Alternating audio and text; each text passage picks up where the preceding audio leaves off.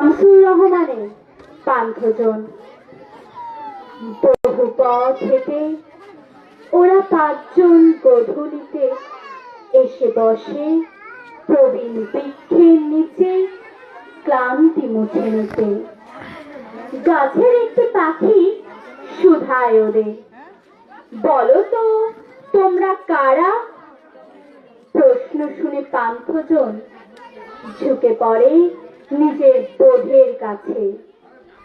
বলে একজন, হিন্দুত্বের প্রতি আজন্ম আমার টান। তৃতীয় জনের কণ্ঠ বাঁশির মতন বাজে, আমি বৌদ্ধ হীনযান। এবং তৃতীয় জন বলে, আমি এক নিষ্ঠাবান বিনীত খ্রিস্টান।